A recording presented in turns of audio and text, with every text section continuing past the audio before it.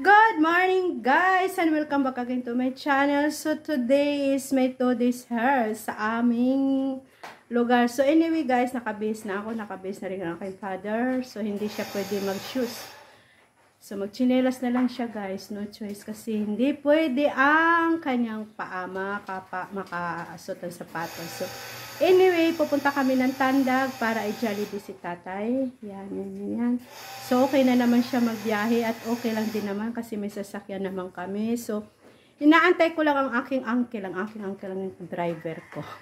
Buti pumayag. So yan guys, i-update ko lang kayo mamaya kung nasaan na kami. At ipapakita ko rin of course yung daan na papunta doon. Kasi maganda yung tanawin sa daanan. So yan lang guys. See you mamaya.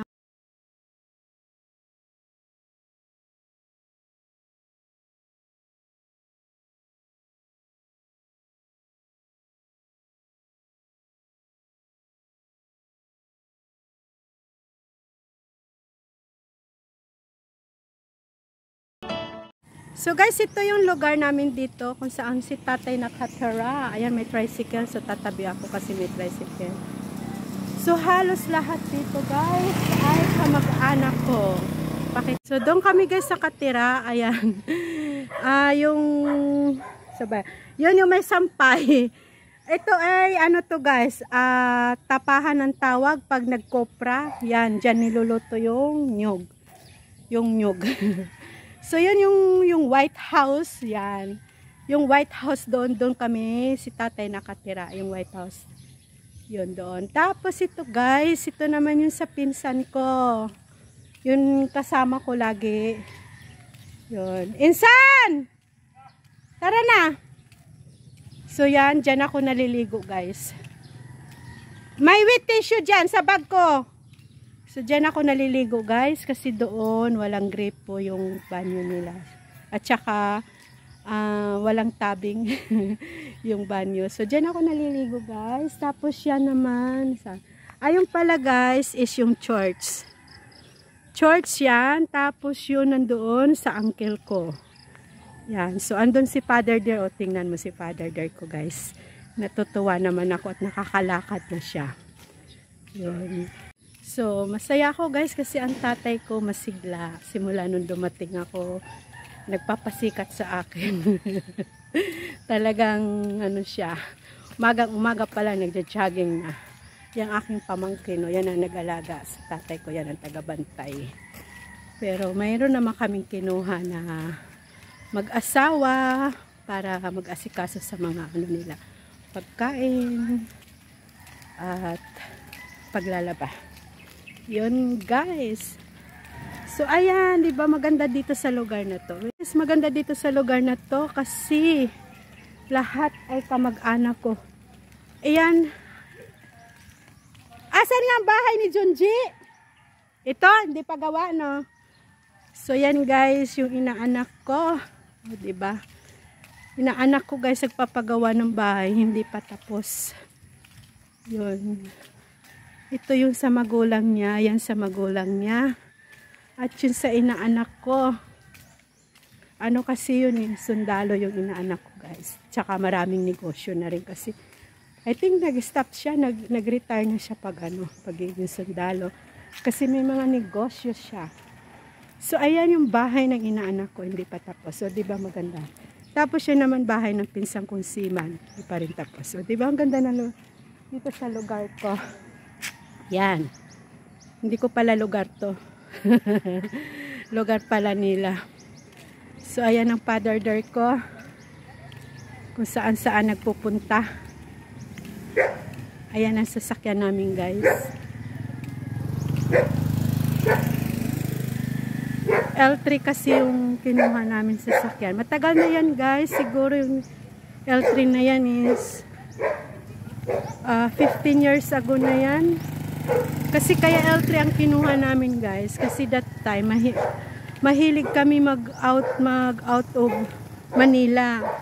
Tapos pag kami ay kasama lahat. May mga malalaki kami mga daladalang mga lagayan ng pagkain. Kasi ang layo nga ng biyahe namin. So ayan, ang father door ko. Hindi lang siya Tayo po ka kaya dito muna. Yung sasakyan. Sakay na. Yung bag. Dito na ko. Unlan mag dai ka doon. Ha? Dito unlan. Unlan? Dai ka ba? Dira ka po dai kay mag-vlog ako. So ayan na guys. Ayan ang uncle ko guys. Aba napaka-spotting ng uncle ko. Nakaano. Ayan guys, sasakay na ako sa aming sasakyan. Okay.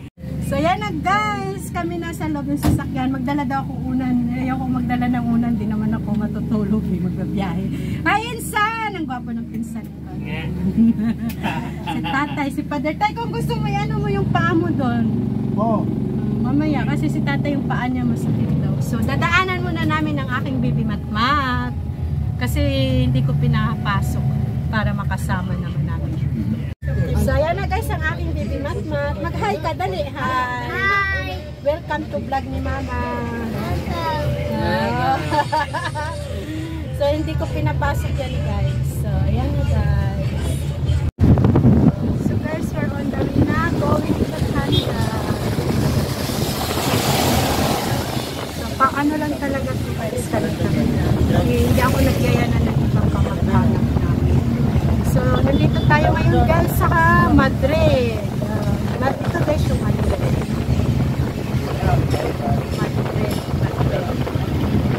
So ito yung lugar ng Madrid. Dito rin ako madalas sa grocery. Pero yung pamamalingki kasi mas maganda dun sa Cantera dahil malaking ano talaga dun. Malaking bayan. Uy, may hot pandesal sila. So, Cantilo ay Madrid. Madrid. This is a Madrid.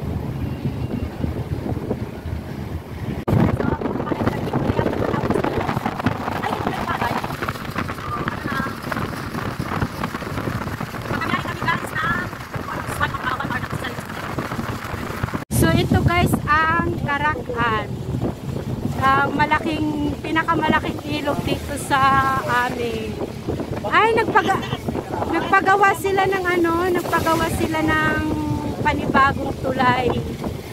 So pag yan guys, malaki ang malaki ang tubig.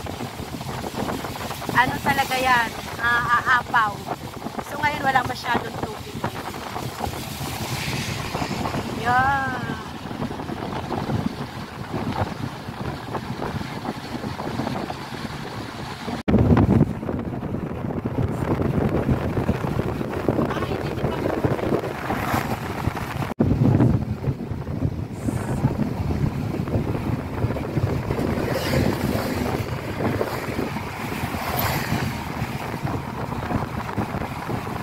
Ayan guys, so tingnan mo ang dagat, ang ganda.